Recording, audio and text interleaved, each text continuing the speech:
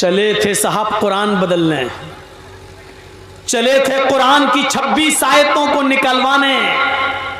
कसम खाया था कि मैं इस कुरान को बदल के रहूंगा, इस कुरान को चेंज करके रहूंगा, इस कुरान को हटा के रहूंगा, 26 आयतें उसकी निकलवा के दम लूंगा।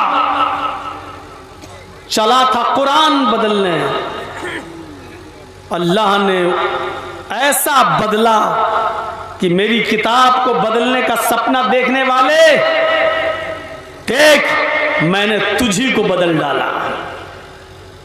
तेरी औकात क्या है कुरान को बदलेगा? तू 26 आयतों की बात करता है।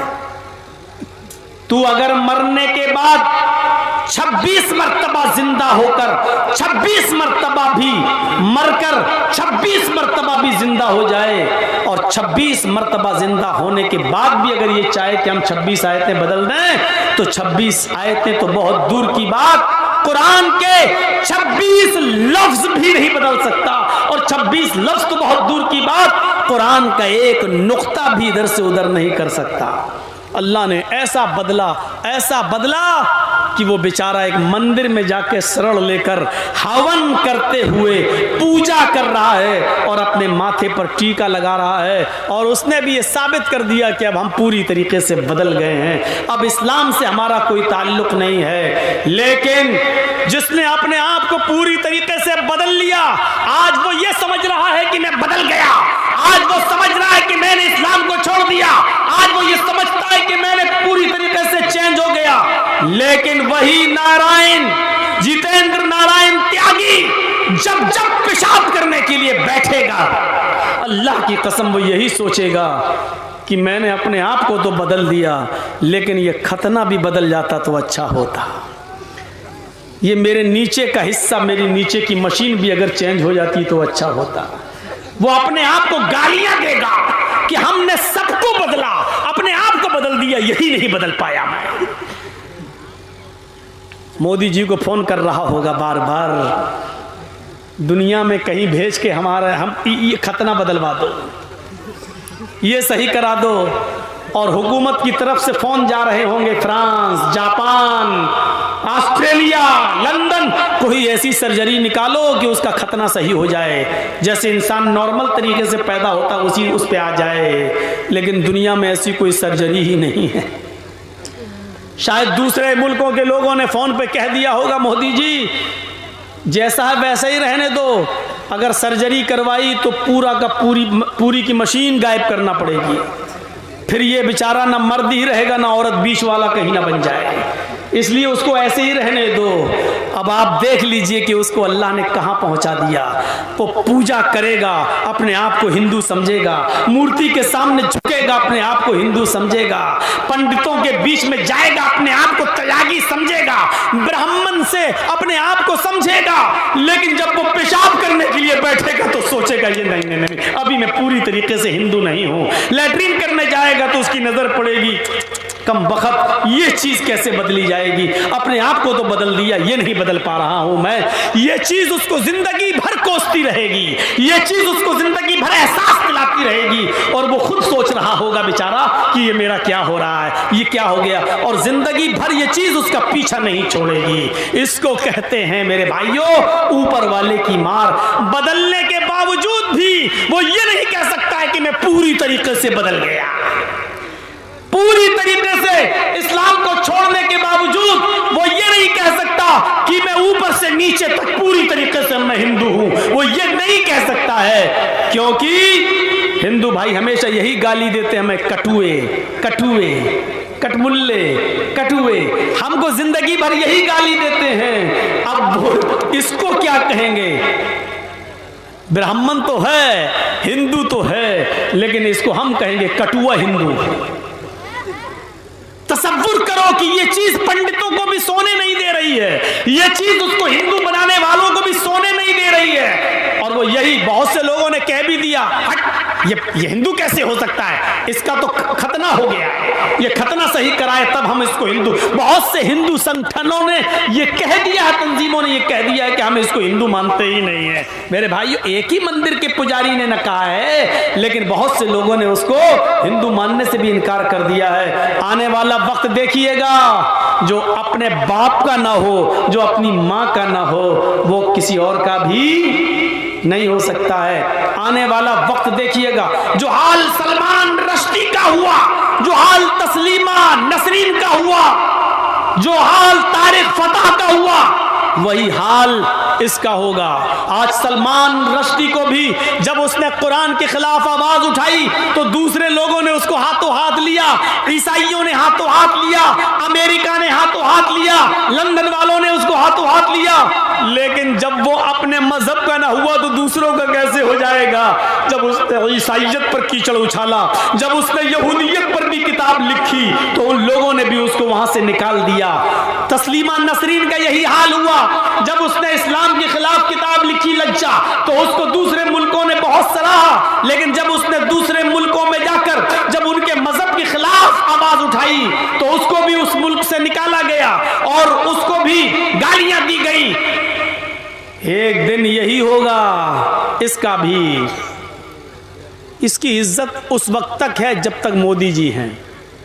मोदी गए, ये भी गया, और कभी ना कभी तो जाएंगे मोदी जी। हमेशा कोई रहा है, कभी तो जाएंगे। हैं? राहत इंदौरी ने कहा था, जो आज साहिबे मसनद हैं कल नहीं होंगे। जो आज साहिबे मसनद हैं कल नहीं होंगे। किराएदार हैं, जाती मकान थोड़ी है, जाती घर थोड़ी है इनका, किराएदार हैं। कल किराएदार जो मालिक होगा खाली करा लेगा। एक दिन जनता अपने वोट से आपको हटा देगी, और जब हटाएगी तो इसकी भी कोई वैल्यू नहीं रह जाएगी। हर चीज का एक वक्त होता है, इंतजार होता है। अच्छा हुआ चला गया। कुरान को बदलने का सपना तो वो कभी देख ही नहीं सकता था, इसलिए कि कुरान किसी के बाप की किताब थोड़ी है कि जो चाहे उसको बदल दे। ये कुरान अल्लाह की तरफ से नाजिल की हुई किताब है।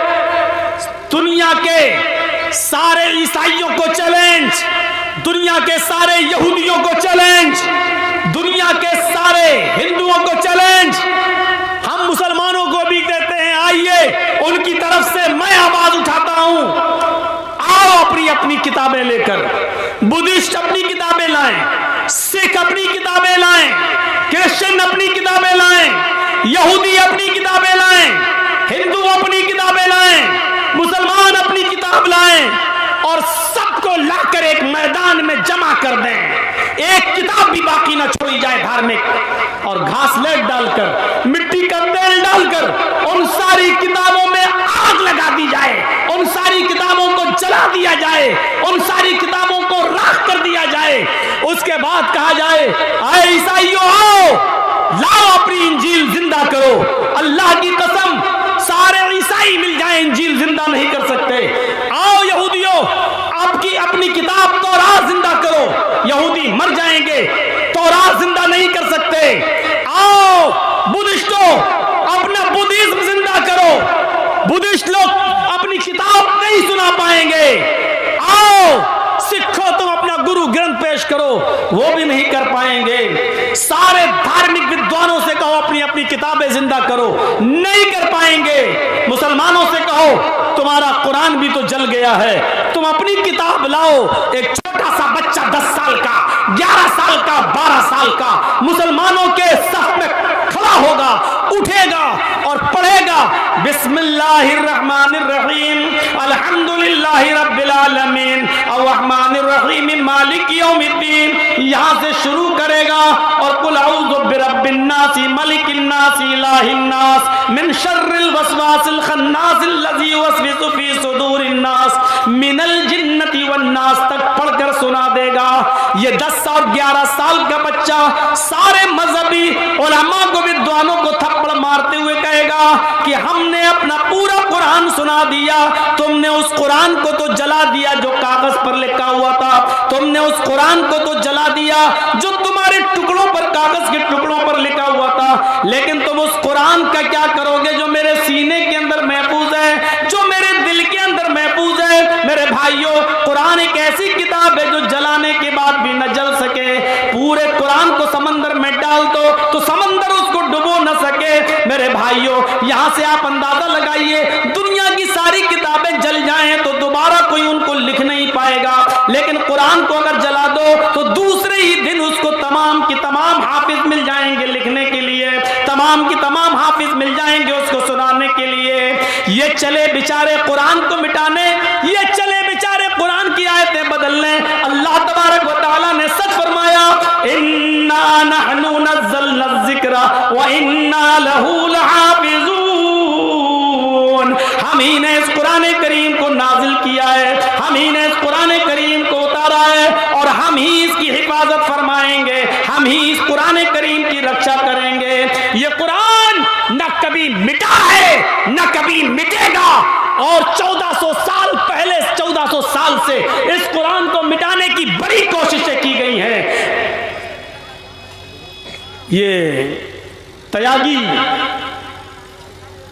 ये कोई नया नहीं है, इससे पहले भी बहुत लोग उठ चुके हैं इस कुरान के खिलाफ आवाज उठाने के लिए, इस कुरान के खिलाफ जबान चलाई है उन्होंने, लेकिन सब ने शिकस्त खाई है और सबको मुंह की खानी पड़ी है। तो मेरे प्यारे साथियों, ये कुरान एक ऐसी किताब है जो कभी किसी के मिटाने से नहीं मिट सकती है। ईमान पैदा हो, ये कुरान की चंद आयतें जब किसी के कान में पड़ जाती थी तो उसके दिल की दुनिया बदल जाती थी, दिल की दुनिया बदल जाती थी। कुरान की चंद आयतें सुनी थी हजरत उमर फारूक ने, जो अपनी बहन को मारा था, अपने बहनोई को मारा था, लेकिन कहा तुम लोग ईमान से बाज नहीं आ सकते हो तो चलो कुरान पढ़ के सुनाओ। देखिए जरा, ये ईमान है। हजरत उमर फारूक निकल तो रहे जनाबे मोहम्मद रसूलुल्लाह को मारने, तलवार निकाल ली कि आज मोहम्मद को कत्ल कर देंगे सल्लल्लाहु अलैहि वसल्लम, लेकिन रास्ते में किसी ने कहा कहां जा रहे हो, जवाब दिया मोहम्मद को मारने। बहुत परेशान कर रखा है, आज जड़ ही को खत्म कर देंगे, ना रहेगा बांस ना बजेगी बांसुरी।